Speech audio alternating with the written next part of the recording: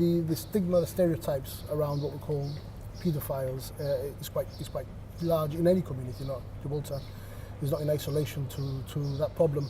I mean, the term paedophile is a very specific term to identify an individual who has a sexual interest for children and only for children who are prepubescent.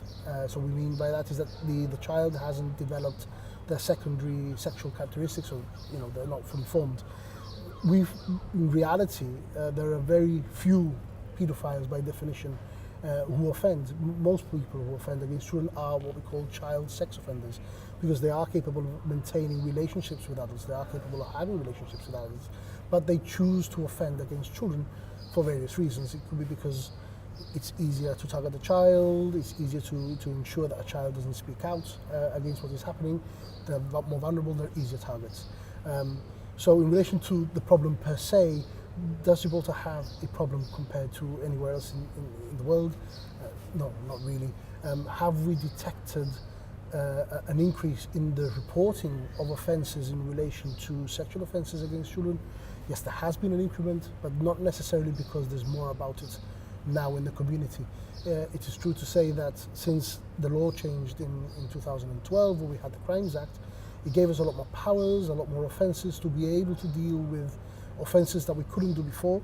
So we're finding a lot of what we call historical allegations of persons coming forward and reporting abuse. There's no predetermined period as to when you have to report an offence of this nature. So they can still come forward 20 years later and report the matter to police.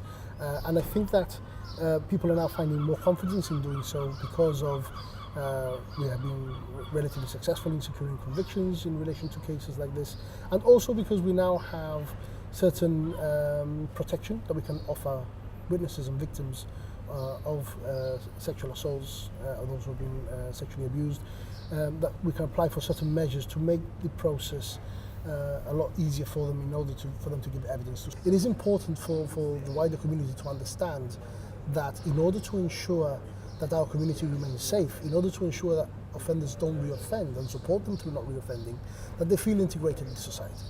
Somebody who has aims and objectives and a good life at work to go to, feels integrated within the community, feels accepted within the community, is less likely to want to offend. And somebody who's been isolated, targeted by a member of the community, who might make the offender feel that the safest place for them is actually in prison, have had concerns from neighbours, from members of the public coming up to us and saying, I'm concerned, I've got so-and-so living beside me, I believe that he has offended sexually in the past, I'm concerned about my children, I'm concerned about my family.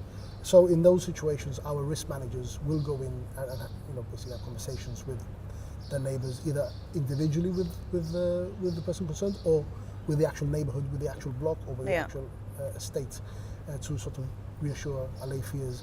At the end of the day, those who are working with us, well, that's what they are working with us in order to ensure that they reintegrate into society. Their risk and their concerns are monitored and controlled to a degree. It's the ones that we don't know about that cause us more concern.